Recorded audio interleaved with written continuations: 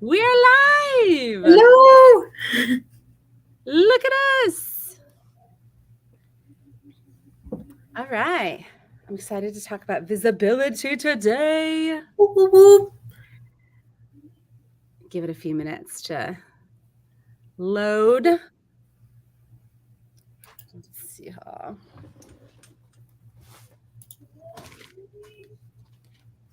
Welcome, welcome. Got 4 and climbing. I have Dawn with me today, our COO and Chief Alchemist. She's intimately familiar with all of our visibility structure and work. She's been to 3 of our workshops now with me. Yeah. 3, I think 3 or is it 3? I think it's 3. 3 4. coming on 4. Right. Because our 4th one is in May. She's done all of our workbooks for the visibility, so she probably can teach it as good as well as I can these days. Where should we start today, Dawn? Man, so I have a couple of questions, and these are questions that we get either often in the visibility workshops or we see a lot coming in through like email. We get these questions a lot round the clock at MVP. But first, I want to start with like defining what is visibility and why is it so important? Love this question. So oftentimes what we hear about in small business or the business world is about marketing. And so you have professional marketers, and sometimes they even lump in sales into that. And for me, sales happens when someone connects with you. So the sales process starts when someone resonates and drops into your inbox or reaches out from your website. That's when the sales process starts. Everything that's before that is what I like to kind of lump in with marketing. So visibility for me is the full experience. And I like the term visibility more because marketing kind of can feel a little slimy. It can kind of feel like it has a connotation, a different vibe than visibility. Because what I have found is that the secret that most businesses miss out on is that you don't necessarily have to market all the time, but you need to be visible. People need to know who you are. They need to know where to find you. They need to see you around. And that doesn't necessarily mean like posting on Facebook all the time. It just means being visible in a multitude of ways. And so whether that's, they know who you are in the community, whether you pop up in the Google searches, with SEO, all of that is lumped into visibility for me. And I think calling it visibility is a better term than marketing, because visibility it is what the goal is, right? You're trying to be visible. Whereas with marketing, it kind of can feel like more of like an obligation or a task to be done. I love that. And I love the being visible without marketing constantly. That's key. So many people miss that. And it just takes up so much of their life, right? So like marketing, right, could be like, I have to send an email or I have to post on social media. Whereas visibility could be like, I'm just engaging. I'm just existing. I'm just around loudly. Yeah. All right. So tell me why mobile bars can't just show up constantly on social media like most marketing gurus recommend, right? Because most marketing gurus, they say you should be in reels, you should be in stories, you should be on Instagram, TikTok, Facebook. And we love omnipresence, but I find a lot that marketing gurus are like, you need to be showing up 24/7. So why doesn't that work for mobile bars? Oh my gosh, there's so many reasons, but I'm going to give you one example. Mobile Bar starts their new Instagram. Within a month, they've got 500 followers. They're all other mobile bars. Are any of those mobile bars going to pay them? Right. No. No, they're going to be super supportive though. Like, we have the best community ever. Yeah. And that makes us feel good, right? And we love seeing that follower count, and like, woohoo, 500 followers in a single month. Nobody's going to spend any money. And what's the point of being in business? It isn't a popularity contest, right? It's Right. to actually make money. And so when we focus and this, sometimes I see this, you see this too, Dawn, where we get people in that are like, I'm posting all the time and like, I need to be booking. Why am I not booking? They're spending all this time and energy on posting in social media and it's not paying them. It's such a huge waste of time. It's a huge time suck. And so for me, I'm an online educator. For me, being online and omnipresent on all the social media channels is good advice, because where else am I going to find people, right? Not for mobile bars. Mobile bars are very localized. And so social media, especially the way that most people are utilizing social media, is like, I don't know why this came to mind, but, and I've never, like one time I ever shot a gun, but have you ever heard of like birdshot? Where like it goes everywhere, right? Whereas like a single bullet can like be very, social media is like birdshot for a mobile bar, right? Like it's just like, it's everywhere, right? And we're just hoping that it hits something, right? But it's not very strategic. It's not, getting the people that are most likely.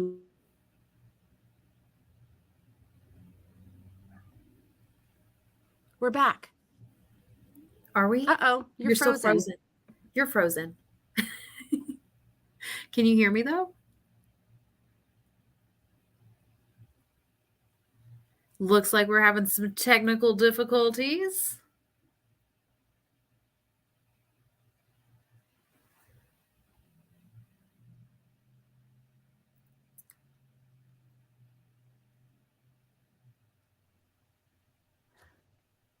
All right, guys, let's see. Oh, wait, I can see you. I can see you.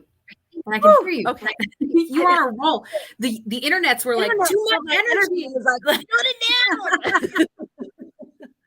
That happens to us all the time. Yeah. So social media it's just an ineffective use of time, energy, and resources for mobile bars. And so it is the bottom of the rung, in my opinion, as to where visibility efforts should start.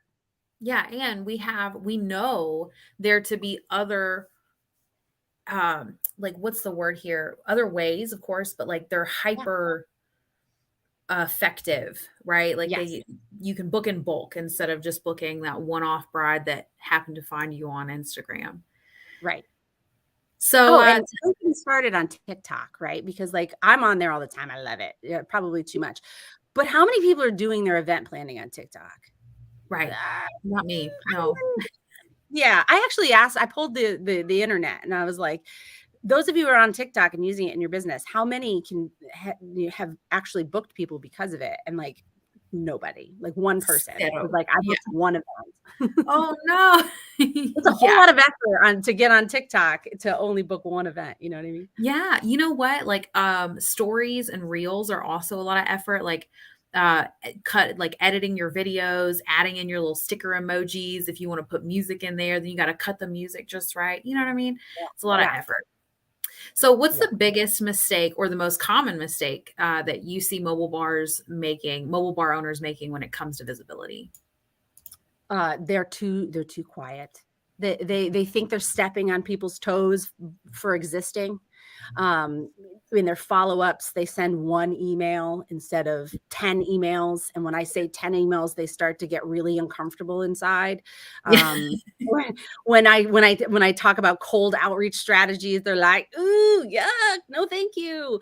But yeah, the biggest mistake that we see with businesses in general, but specifically mobile bars, because that's, where we spend all of our time and energy all the time, is that they're just not loud enough. They're too quiet. And then when we talk about being louder, they get really uncomfortable. They're like, I don't want people to think that, I'm being pushy or, that I'm showing up for myself. I don't know why specifically people feel that way, but that's the biggest mistake I see.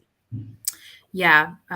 Being audacious really shifts sales. It shifts even how you run your business. It shifts like your operations, that having the audacity and like jumping even when you're afraid, or being loud even when you're afraid. I love that. Yes. So what's your favorite part of teaching visibility? My favorite part about teaching visibility is how instantaneous the results are. When we're able to provide the framework and the roadmap to visibility, we start to see immediate results. Now, some of Mhm. it's a long game. So it's one of those things where you do a lot of the work up front and you start to see the payoff in the future. Um, but it starts building momentum immediately. That's my favorite part. Yes, I love it. And what are the because I think it's amazing the light bulbs that go off for people during these workshops. Um, I mean, from the very beginning, right? Because we open the workshops usually with an oracle poll, and then people already are having like these huge internal uproars, and then it just goes from there. So, what do you think the number one takeaway is, though, for mobile bar owners when they leave the visibility workshop? I want to say the number one thing is confidence, and the value of these workshops, they're immense. But when you get in the same space, and it sometimes it's like we've decided to take this virtual this year, or this time around, because we got so many requests for it to be virtual. And even though we thought the power was really in like the in person, after listening to everybody talk that has attended it, it really was about the structure, the information, the community, and that didn't necessarily need to be in person. So we're like, Yeah. okay. But I think the biggest takeaway is that, okay, I have a structure now that I can utilize. I have a whole bunch of other people here in the same space that can ask questions I didn't think about that I benefit from, that have suggestions that I would never have thought about that I benefit from. And then like getting that time and space to focus, because oftentimes people approach their visibility strategy in whatever they have left. I literally just got off a coaching call. Hey, Maddie, I'm sure you're watching. And all of the visibility work got it like settles to the bottom. And if you have any time, energy, or remaining brain cells at the end of the day, you'll spend it on visibility, because we're too busy packing and prepping and executing and all of those things, when really your visibility, that's high dollar work. That's the stuff that's going to drive your sales. And Mhm. so if you are not visible enough and you're leaving that for the end of your day or whatever it is that you have left over, then you're doing your business a disservice. And so what we get to do in these visibility workshops is spend an entire day planning out that strategy for the year, which people generally don't ever spend enough time actually focusing on. What's my strategy? It's usually, what am I posting today? Yeah. Instead of what's the overall strategy for being visible in my business? Yeah, and that's my favorite part of the visibility workshop is that they walk away with that strategy done, ready to be implemented. It's such a good um, thing to have. Let's Yeah. see here. And we'll give the framework to everybody today. So they're not just like, why am I listening about the importance of visibility? I thought I came to learn about visibility. And we're learning together. We will give kind of the framework of what a good visibility strategy should include. Yeah, absolutely. So, what's new about the workshop? And you mentioned a little bit already, but why did we take it virtual? Yeah, impact. When we sat down in December, we decided that for what we have a number of annual goals, and one of those is to make deeper impacts more broadly in the industry. Yeah. And we thought we were doing that with our in person. We are like, we'll take it on the road, and we were, but we were only impacting a handful of people because it had to be an intimate container in order for us to do those things and provide the experience that we wanted to provide. After doing 3 of them in person, lots of amazing feedback that the content was brilliant. We wanted to take it wider. We wanted to hit more people. Every time we launched it, we'd have 50 people in our DMs. Can I do this virtually? And it's like, no, we don't even have a camera. Like it's just an intimate thing. And so this time we figured, well, why not try it? We'll hire a videographer person who can do the live stream, and we'll teach it virtually, and we'll see how that goes. And that way we can hit 50 people instead of just 15.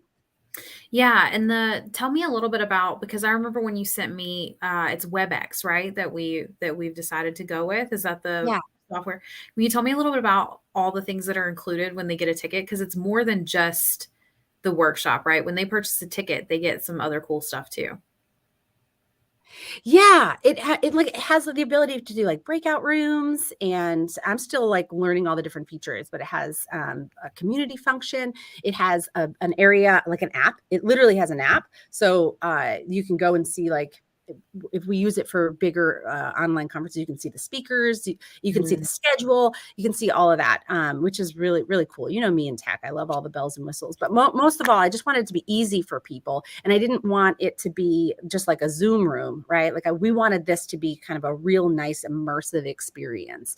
And they have like all sorts of awesome software since COVID that really does that. Fantastic. And then what's included when they purchase the ticket? Because they get the replay for life. Yeah, you want to tell me a little bit more about that? Yeah. So you get the live access, and if you can't attend live, that's okay too. You do get like the full replay. You get the workbook to fill out with all the cool information, the QR codes that lead to additional resources. You get to Q&A with you and I all day, which is great. And then the access to the community, obviously. Yeah, so you will get to ask us questions. I'll be monitoring the live stream. So everybody that's in attendance will have opportunity to ask Sierra questions if you want specifics or to give examples on things. And it is from 9 to 5, right? So it is a full class day. Make sure you got yourself a babysitter. Make sure you've made yourself some lunch, and like we'll have a lunch break, but like you don't have to go and drive somewhere to get it.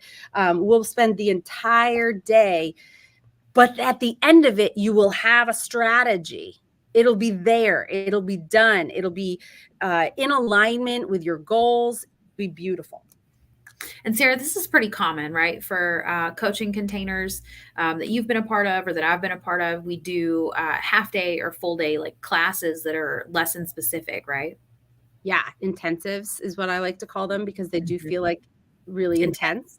You go set a wide, you know what I mean? Like your butt is glued to the chair all day, but by the end of it, you're like, my whole business has changed. Every single time I do one of these within my own coaching, like I have a coach and we do them through her program.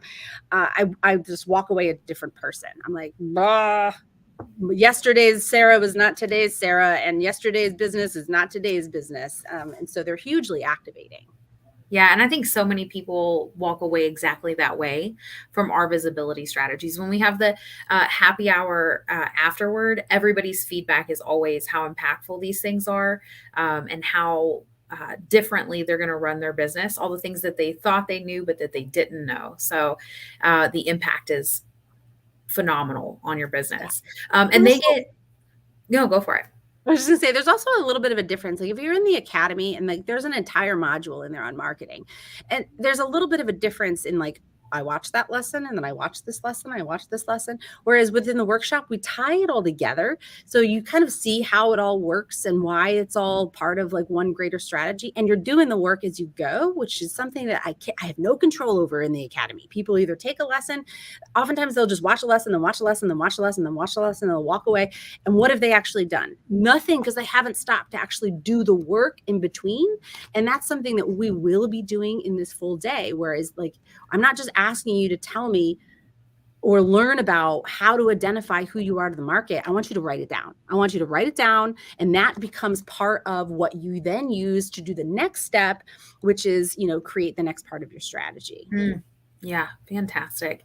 And we have an early bird special going on, right? And so can you tell us a little bit about the early bird and how we've decided to price this program out this time around and how it will impact replay for people who are not purchasing live tickets? Yeah. So because we're virtual, it is a lower price point than the in-person events. We're not buying you lunch. We're not throwing you a happy hour with drinks, right? And so we were able to lower the price a little bit. And then we're lowering it even more for people who buy before the event date. This will be available in the future if you want to replay it. And purchase it later, but it'll be $200 more than if you buy it in advance. And so the tickets are $397. If you get $397 a right now. full day with Dawn and me for under $400, It's and you walk insane. away with an entire year's visibility strategy. That's insane. Yes. All right. So I'm going to check the live stream on Facebook and see if we have any questions. Those were all my questions. So if you want to go into like the structure of things, I'll just pop in with any questions. Yes. Okay. I can see like little comments here. Just Sarah O'Donnell. We had a Facebook user that says, "Hi guys." So I don't know who that is. And then Sarah O'Donnell, who's watching on YouTube, which is amazing. She said, "I'm just around loudly." I love that. And that is, yeah. So the structure of what a visibility plan should have. The first thing is a ton of I'm pointing, but I'm off camera here. A ton of audacity. We already talked about that a little bit. You have to be willing to show up loudly. You have to be willing to show up a lot in all the places. So we start by building comfortability with being audacious, with being loud. Yes. That's my favorite part of the whole thing, by the way. We start with that. We're like, okay. The next part of a good visibility strategy is a very clear and defined understanding of who you are to the market. Who you are to the market. I want to know how you're different than everyone else. And when we oftentimes will get into some of these conversations, people will be like, well, I've got to be competitive on my pricing, and there's so many competitors. No. We're not trying to be affordable. We're not trying to be competitive. We're not trying to be any of those things. You are very specifically something to your market. It's a dangerous game to compare prices with your peers. That's a dangerous game, and it's actually a race to the bottom. So because a lot of times when you're comparing price with other people, it's not because you're like, oh, I'm going to go higher than that person. Most of the time when you're asking, what are you guys charging? It's because you're in fear that your prices are too high, and then you start lowering and you're cutting into profit, and that's not the point of business at all. Dangerous game then. Yeah. Courtney has a question here. If we can't attend the virtual class, will the recording be in the Mobile Bar Academy? It will not be. This is an additional thing. A lot of the content, the concepts are in the academy. But what we're doing in the full day is we're actually doing the work of putting and implementing it. And we go deeper on a lot of those concepts. And so that's the beauty of the live, is that if you have questions, you'll have someone there to support you. We're actually doing the work of the thing. So it is not included in the academy, but you do get a discount even if you wait to purchase the full day. So no matter when you decide to buy this, if you're a part of the Mobile Bar Academy, you get a 15% discount. That's just one of the perks of being in the academy, is that you get 15% off all of our live events.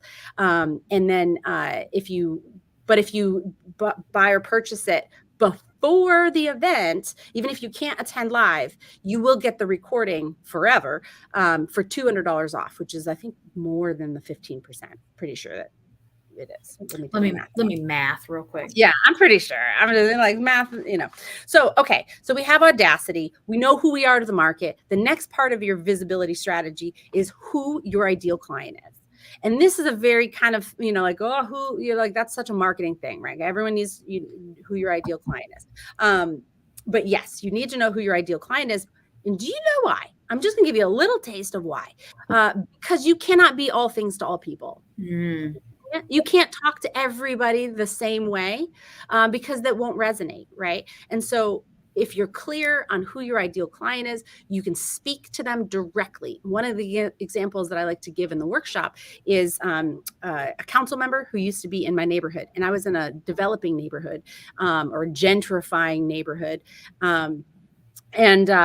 This person comes in, runs for council, and starts writing sending newsletters to people in the district at like a PhD level. And the average reading level of people is 3rd grade. And so I'm just like, how many people is he missing with those newsletters that have important information? But he's writing at such a level that the vast majority of Americans don't read at that level, right? And so if you are missing like your ideal client, and you don't know who your ideal client is, you can't speak to them, right? You can't communicate.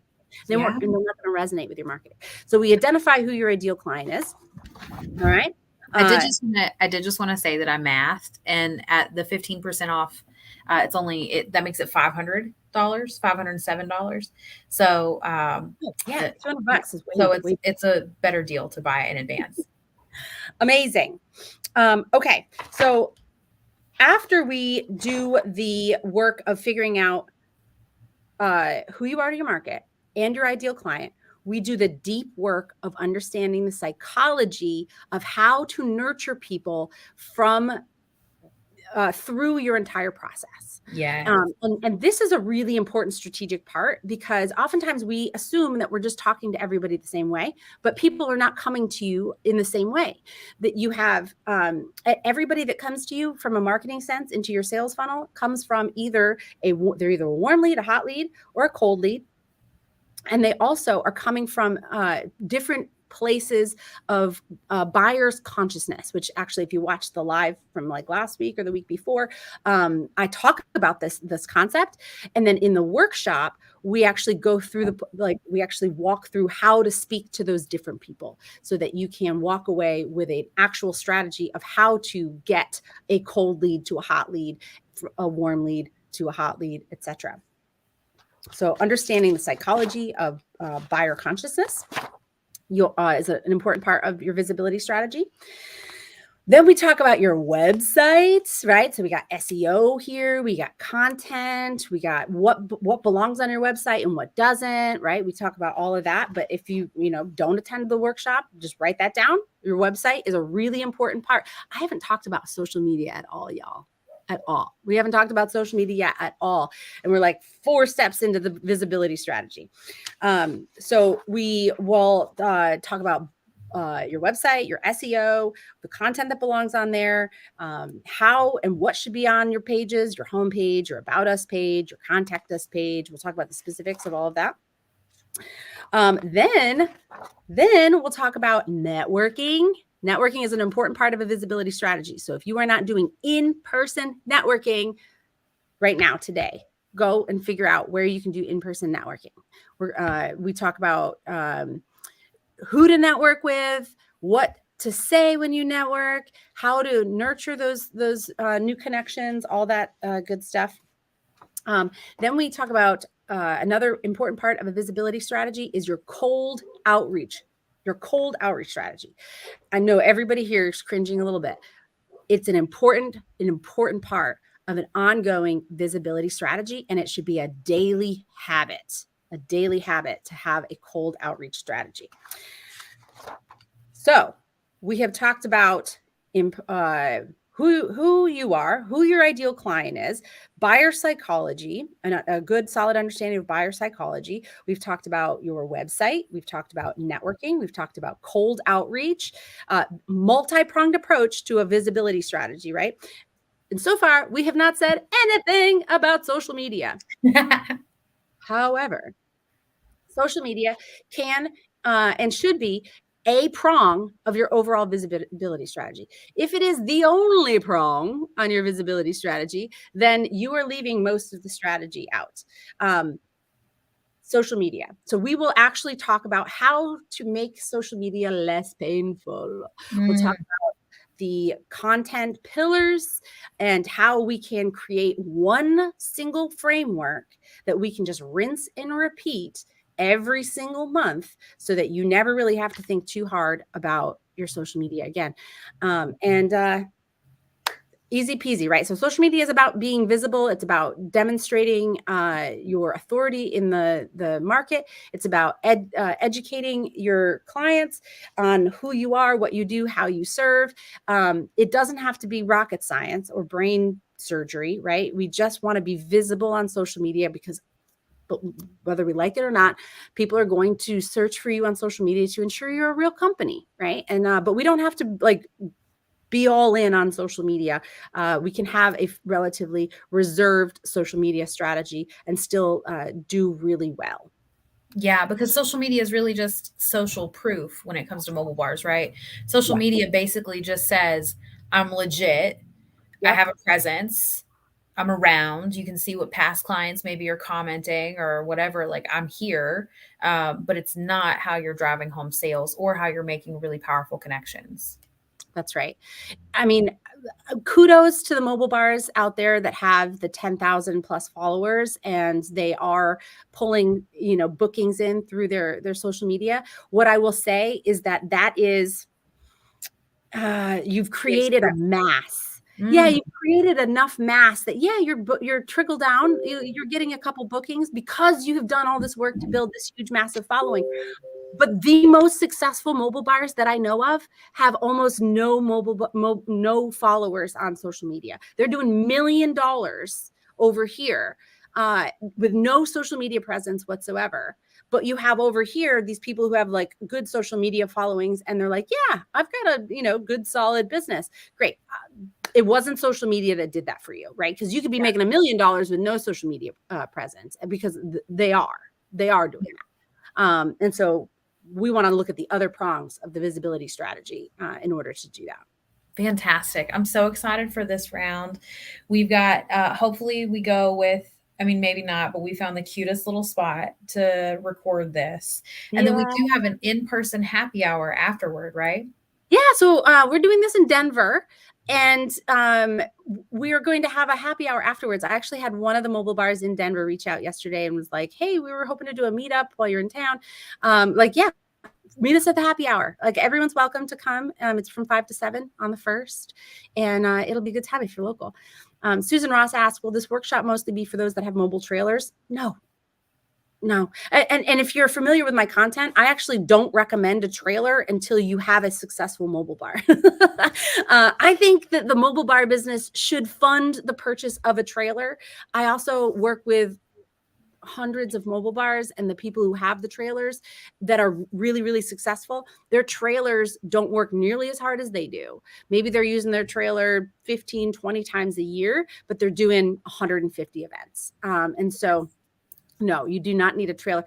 Shit, you don't even need a mobile bar to benefit from this. You could just have a business. Like we're not like business theory and concepts is what this is. We just happen to have an audience of other mobile bar owners. So, maybe you have a marketing business. Like you will benefit from this, especially if you're focused all on social media. Oh no, Dawn, you're frozen, and I don't know if that's me or you. Oopsies.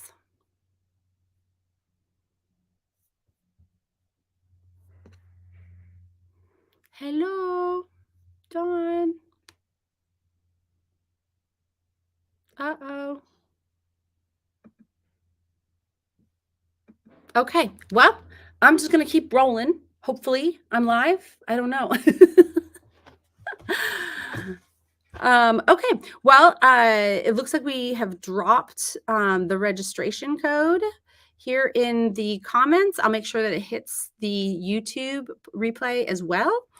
And hopefully I will see y'all in the virtual. Okay, good. Thank you for letting me know that I'm still live, because otherwise this would be really awkward, just me talking at my computer, which I'm happy to be awkward for the sake of this.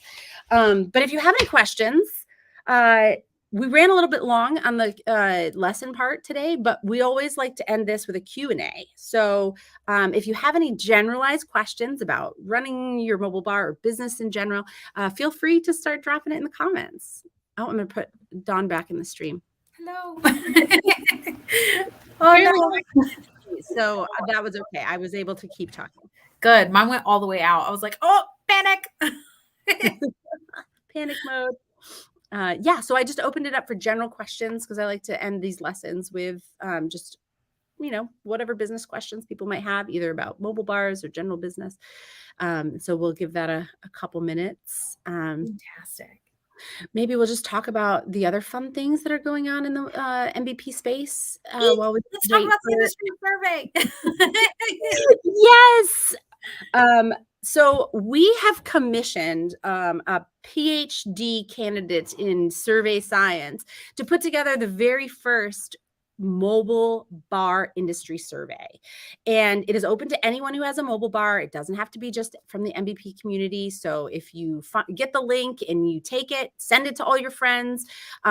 We're hoping that this industry survey can be the very first data point that we have on mobile bars, because we get lumped in with caterers. We don't even have, like, the Small Business Association or whoever in the government tracks this stuff. They don't even have a thing for us, right? And so when we were like, what's the average revenue and how big is the average event that mobile bars get hired, we have no real good data other than just like, well, this is what I think it is, right? And so this will hopefully be an annual thing. And it is totally anonymous. We won't be collecting your email, so we aren't going to be hitting you up with marketing stuff. It is for educational purposes only. And the results, which Mobile Web Pros is paying to have assessed by an actual data scientist and then compiled in a way, will also be free. So there's no skin in the game for anybody. It'll just be really good education, hopefully information that hopefully people can utilize to better build their businesses and mark them. Like, I got the inspiration because there was a membership one that was done. And it was really interesting to me to see like how many people had open memberships and how many people had closed memberships and how many people had what their churn rate was. And I'm like, imagine if mobile bars knew kind of like what the average amount of events that people did and the average amount of time, or, like, what if we knew more about what it looked like to be a successful mobile bar or a mobile bar in this industry. And so that's where the idea came from. And I'm really excited to share that information with the industry. Yes, me too. Me too. Yeah. And then, oh, good. Abby Miller asks, in your cold outreach, do you recommend adding materials such as your packages and link to your website? Or is it better to start with something that is more of a hi, looking to get to know more in the industry? This is what I do, love your stuff. There's a lot there. I don't come in. Okay. Like, obviously I could talk about this for an entire day, because I literally do talk about this for an entire day during the workshop, but I'm going to just boil it down. Networking is not about sales. That's it. It's not about sales. Cold outreach isn't about sales. It ultimately, hopefully, will become sales. It is about building connections. And so with that framework in mind, utilize that to funnel into your cold outreach. Because if you're listing prices and all of that, then it's about sales, right? And that's not what we want. We want to build connections and we want to create relationships. And that's also why it feels sticky, right? When people think of cold outreach and you get like, oh, that feels shitty. It's usually because you're connecting your cold outreach with like sleazy selling, right? And that's not at all what you're trying to do. And that alleviates some of that sleazy feeling. That's right. That's right. Just be visible. Sarah asks, do you think that social media, particularly TikTok, will become more relevant to our industry as Gen Zers are entering the workforce and getting married? Maybe. I don't know. It's not that I don't think social media is a viable prong on the overall strategy. I just don't think it's the most valuable. I don't think it's the one that has the biggest return. And it tends to be the one that people spend the most amount of resources on. And so that's really like, if you got extra time and capital to like show up on TikTok because you want to capture the Gen Z wedding, cool. I just don't think that that's the best use of time and resources. Ooh, Renee, about to start mobile bar business in a few weeks. We go live with a website. 1 or 2 tips you think are the most important? I've been working with local small business development center to guide me. First of all, I love this. If you are in a city that has the small business development or an entrepreneurial center or any sort of organization that is willing to help and mentor small businesses, Oftentimes they have programs that are either low cost or no cost. Like hop in there, hop in there. Now, will they have mobile bar specific content and information? They won't, but they know the other stuff that a lot of times people forget: how to file for an EIN and an LLC, and how to, establish whatever tax, thing that you want to do. So I love this. Run, don't walk, run to your local entrepreneurial center. As for website, recognize a couple of things. One, it is your hero platform. It is the only thing that you will own regarding your visibility strategy. You don't own your Instagram. You don't own your anything, really. The only thing you own is your domain and your website. It is your home base. So you want to funnel everything to your website, because if Facebook gets taken down or whatever the fuck, your website is still there, right? So that's the first thing, is it should be your home base. The other thing is that it should be live, like yesterday. And I see a lot of mobile bars that really get spun up about, well, it's not perfect, or I haven't published it yet because I still need to do this page and this page. I don't care if it's a landing page that literally just has your email, your location, who you are, what you do, how you serve, and a picture of your face. It should be live right now, because you want to start getting some visibility on the Google crawler thing. And you want a place where people can reach and find your information. If you just have a Facebook page or just have an Instagram, people aren't going to think that you're a real person or a real business, right? And so yesterday is the best day for a website to be live. And then just include enough information for people to get a good sense of who you are, what you do, and how you serve. There's obviously a lot more strategy that goes into a good converting website, but more so than anything, it's just it's where you house your most important information, which is how they can reach you. Where can they like your phone number, your contact us form? Like that's really what your website is for them to get more information. And if you don't have that information in text yet on your website, then you should have your phone number and an email address. I love that question.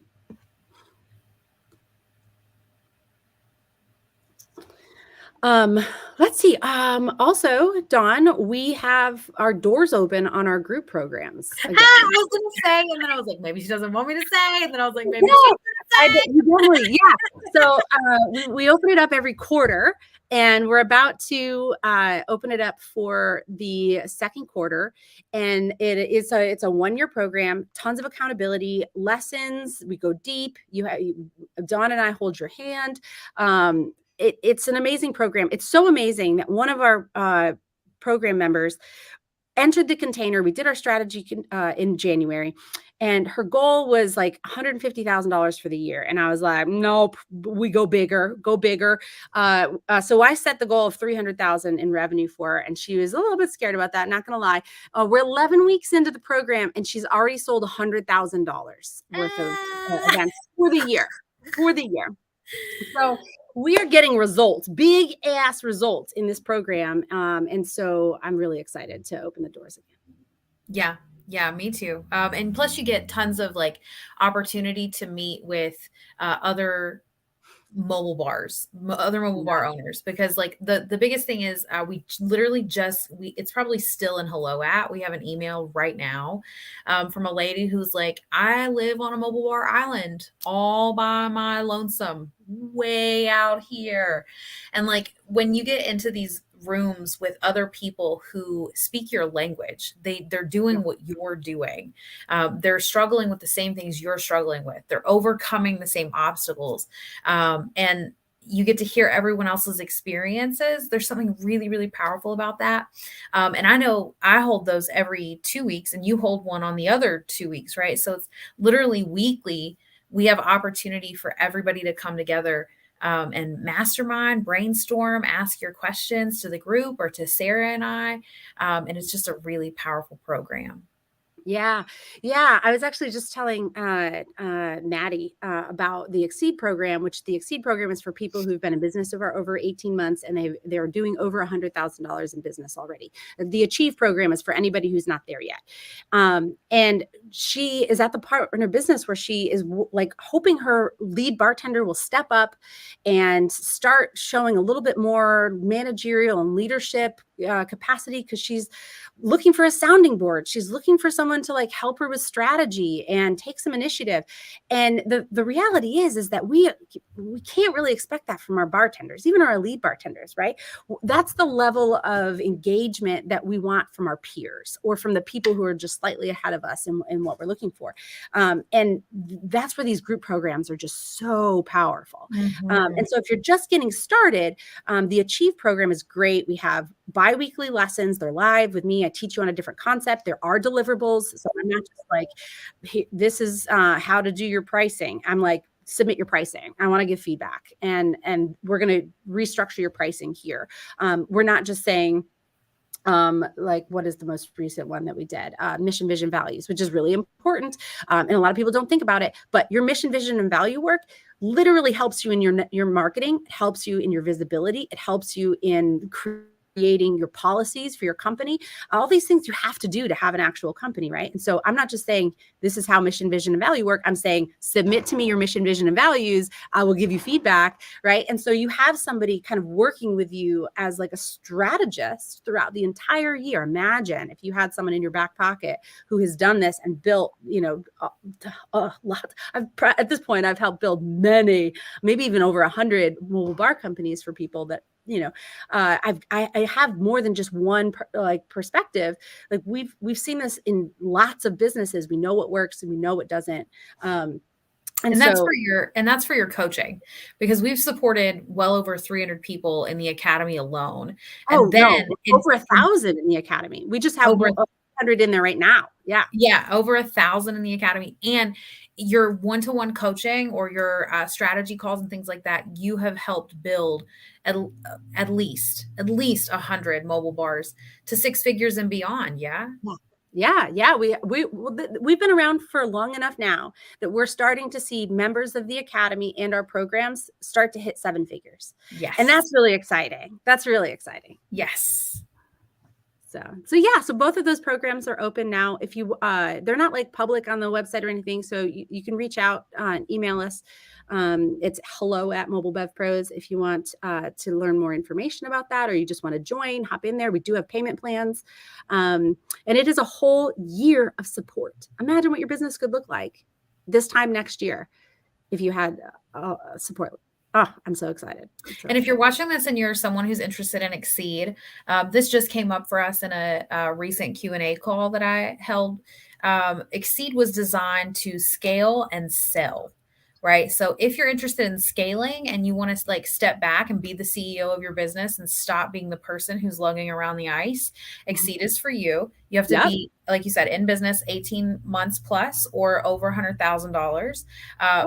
Or Exceed on the other side of that is if in a year you want to look back and say, wow, that was fantastic. I want to sell this business to reinvest into my next entrepreneurial journey or whatever else. I have big dreams. Exceed is going to help you get there, because we're going to help you structure your business in such a way that it doesn't need you. And then you'd be able to hand it to anyone and it would be just as successful. Yeah. Yeah. And so like Exceed, here's what people don't know. Like 90% of all, maybe even more, of all mobile bars will sell or shut down within 5 years. Yes. And that's not a bad thing, because the people who sell usually move on to something bigger and grander because they're using their mobile bar, which is fairly relatively inexpensive to get off the ground, but also super profitable if done correctly. They're utilizing that to build the next version of whatever they want to do. And in some cases, they continue to run it, and that's okay too. We definitely have people out there in the 7-figure business where they're now just the CEO and they have managers lugging things around and doing all the work, and they're taking long vacations. Like, those people are out there. But oftentimes people are like, I've learned so much.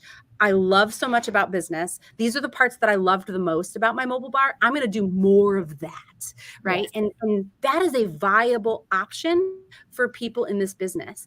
But if you get to that point and you're like, I want out because I want to do this other thing, and you haven't built your business in a way that's scalable and sustainable and reputable and all of the pillars that we focus on and Exceed, you're not going to make the big bucks on the sale.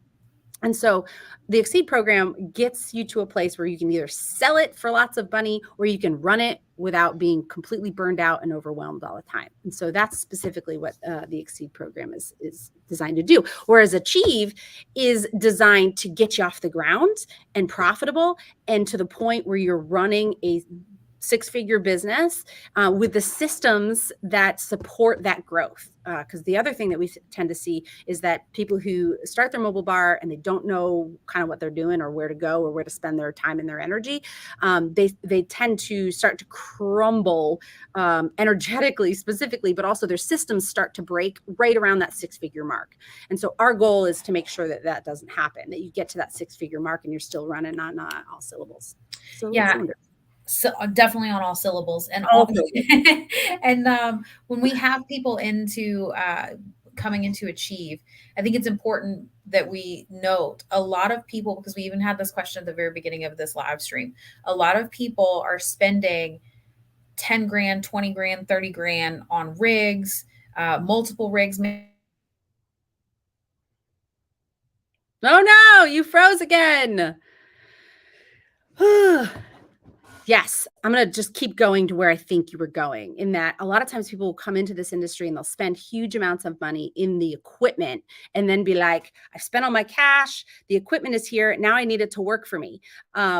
We can help skip that, right? By getting the business up and running and working for you. And then you just got to, if you want a rig, you just add that to the mix and you can grow exponentially from there. But if there was anywhere to invest in a little baby business, it would not, in my opinion, as someone who started with my rig and then gobbled up a whole lot of cash flow and then had to learn the hard way how to actually execute all of this stuff, I would save the large equipment investments until you have an actual viable business. And that's what we help people do.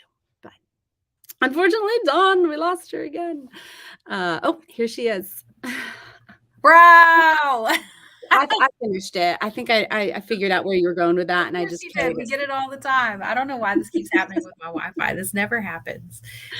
I know this must be just like a heavy load. So did you tell them that we can save them from tens of thousands of dollars of future sales when they're crumbling and selling it on Facebook because they didn't make any money, but they bought rigs first?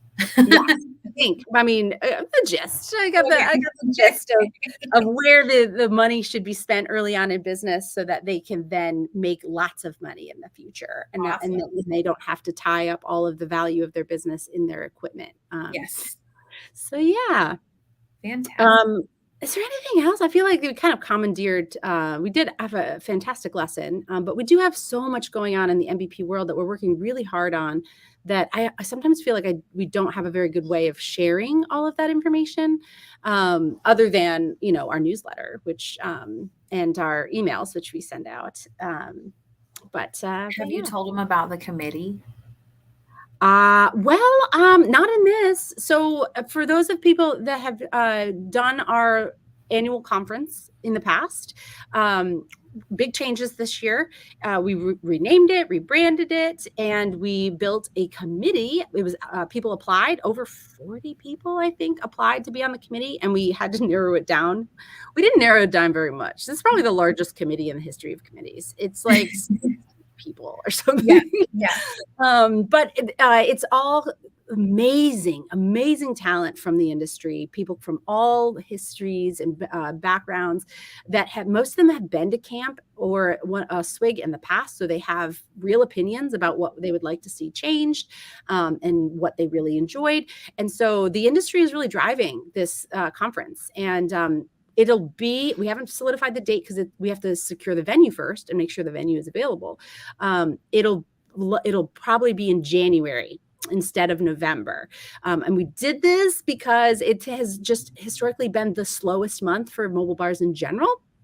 And so we're hoping that we can get more of those people that are in like Southern California and Southern Texas and in Florida that were always like, we can't do November. And so hopefully in January, but also because in January, people tend to have like this real umph for like, okay, let's do this. Let's, this is my year.